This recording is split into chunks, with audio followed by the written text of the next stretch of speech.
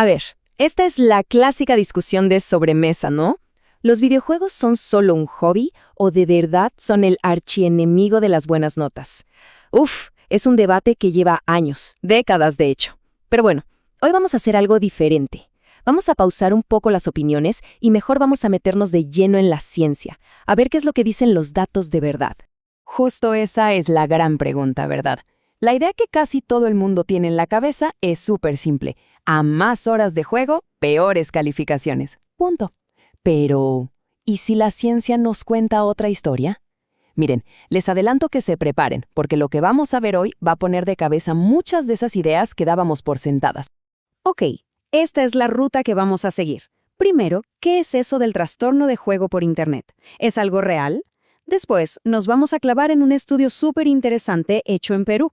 Ahí vamos a ver por qué el género resulta ser un factor clave. Y aquí viene lo bueno, porque las calificaciones, sorpresivamente, parece que no tanto. Al final, veremos cuáles son los riesgos reales y cerraremos con algunas recomendaciones, pero basadas en datos, claro. Bien, empecemos por el principio, como debe ser. Para poder hablar de esto, tenemos que estar en la misma página, ¿no? Porque, ojo, el trastorno de juego por Internet no es nomás jugar mucho. No. Es un patrón de conducta con características súper específicas que ya están reconocidas por la ciencia. Miren, la Asociación Americana de Psiquiatría lo define como un uso, digamos, persistente y recurrente de Internet para jugar videojuegos, que termina generando un deterioro o un malestar importante en la persona. Y aquí la palabra clave, la que hay que subrayar, es malestar. No se trata de contar las horas de juego, sino de ver cómo esas horas le están pegando a la vida de la persona.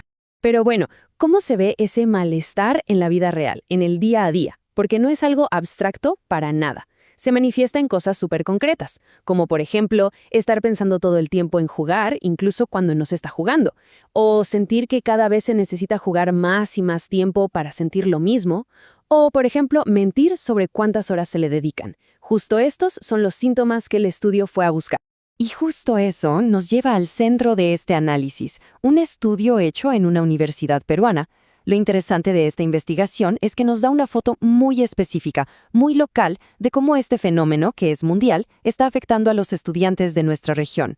El objetivo del estudio era bastante directo, pero muy potente, ¿eh? Querían ver si había alguna relación entre los síntomas de este trastorno, el género de los estudiantes y su promedio de calificaciones. Básicamente la pregunta era, ¿estas tres cosas tienen algo que ver entre sí? ¿Están conectadas de alguna forma? Y bueno, aquí es donde la historia se pone de verdad interesante. Porque, en contra de lo que uno pensaría, el primer resultado importante que saltó no tuvo que ver con las notas, no, tuvo que ver con el género. Los datos aquí fueron súper claros, ¿eh? Los estudiantes varones mostraron una tendencia mucho mayor a desarrollar síntomas de este trastorno que sus compañeras. Y ojo, que esto no es algo que solo pasó en este estudio. De hecho, confirma lo que se ha visto en muchísimas investigaciones por todo el mundo. Miren, y este número lo resume perfectamente. R igual a menos 0.35. A ver, en estadística, este número nos indica una conexión bastante clara, de nivel moderado. Traducido a español, en este grupo de estudio, ser mujer estaba asociado con una probabilidad mucho más baja de tener síntomas del trastorno. Es una diferencia que, la verdad, no se puede pasar por alto. Ok, entonces ya tenemos una conexión clara con el género. ¿Listo? Pero, ¿y las calificaciones? ¿Qué onda con la pregunta que nos hizo empezar todo esto? Bueno, agárrense, porque aquí viene la gran sorpresa del estudio. Sí. Así como lo oyen, en contra de lo que todo el mundo esperaría, el estudio no encontró ninguna relación importante entre tener síntomas de este trastorno y el rendimiento académico. O sea, esa conexión que casi dábamos por hecho, pues simplemente no apareció en los datos. ¿Se acuerdan del menos 0.35 que vimos con el género? Bueno, ahora compárenlo con este, menos 0.02. Miren, en el mundo de la estadística, un número así es, para fines prácticos, cero. Nada. Significa que, en este grupo, saber si alguien tenía síntomas del trastorno no nos daba ni la más mínima pista sobre cómo le iba a ir en sus notas. Entonces, ¿qué pasó aquí? O sea, ¿cómo es posible que no haya ninguna conexión? Bueno, la respuesta, según los mismos investigadores, está en un detalle súper importante. en quienes formaron parte del estudio. Esta es la pieza clave del rompecabezas. Y aquí está el dato crucial. El 84% de la muestra eran mujeres.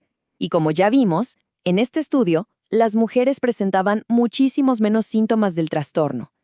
¿Qué quiere decir esto? Pues que la gran mayoría de la gente que estudiaron no tenía el problema que querían analizar. Es como querer estudiar los efectos de la nieve en un desierto. ¿Se entiende? La causa casi no estaba presente. Y de hecho, los mismos autores lo señalan en su artículo. Dicen que este desbalance en la muestra es la explicación más lógica para estos resultados. Usando sus palabras, dicen que puede ser la razón. Y esto es un recordatorio súper importante de que en la ciencia, a quién se estudia es igual de importante que el qué se estudia. Ok, entonces, si las calificaciones no fueron un factor determinante aquí, ¿qué cosa sí lo fue? El estudio no se quedó solo con eso, ¿eh? También identificó otros factores que sí nos dan pistas sobre quiénes podrían tener un mayor riesgo. Vamos a revisarlos. Los datos apuntaron a 3 cosas principalmente. Número 1, el género. Ya vimos que los varones tuvieron mayor riesgo. Número 2, la edad. Los estudiantes más jóvenes eran más propensos. Y número 3, el semestre académico. Los que estaban en los primeros ciclos mostraron una tendencia un poquito más alta. Todo esto parece sugerir que conforme los estudiantes van madurando y agarrándole la onda a la universidad, el riesgo de que el juego se vuelva un problema como que va bajando. Bueno, y con toda esta información sobre la mesa, ¿qué hacemos? A ver, el mensaje no es deja de jugar, para nada. El mensaje es más bien juega, pero con información. Se trata de entender cuáles son los riesgos reales para que cada quien pueda encontrar un equilibrio que le funcione. Miren, basándonos en este estudio, podemos pensar en algunas claves. Lo primero, conocer los factores de riesgo. Saber que estadísticamente los estudiantes varones y más jóvenes están en un grupo de mayor riesgo. Segundo, observar los propios hábitos. Hay que ser honestos y preguntarse, ¿cómo me afecta el juego? ¿Me quita el sueño? ¿Me aleja de mis responsabilidades? Tercero, priorizar. Hay que asegurarse de que el juego no le gane terreno a los estudios, a los amigos, a la familia. Y claro, las universidades también juegan un papel importante aquí, ofreciendo información y apoyo a los estudiantes. Y creo que este es el gran punto, el cambio de chip. El tema no es si los videojuegos son buenos o malos. El verdadero riesgo está en el descontrol. Lo que los datos nos sugieren es que en lugar de declararle la guerra a los videojuegos, lo que necesitamos es una estrategia más inteligente. Identificar quiénes tienen más riesgo y ofrecerles herramientas para que mantengan el equilibrio. Así que para cerrar, les dejo esta reflexión. Sabiendo todo esto, ¿no deberíamos cambiar un poco la conversación? Quizás en lugar de solo enfocarnos en cuántas horas se juega, podríamos empezar a preguntar cómo se está jugando. Y si en vez de solo culpar al juego, empezamos a hablar más de autoconocimiento, de balance, de inteligencia emocional. La ciencia nos da una nueva perspectiva, pero bueno, ahora nos toca a nosotros seguir con esa conversación.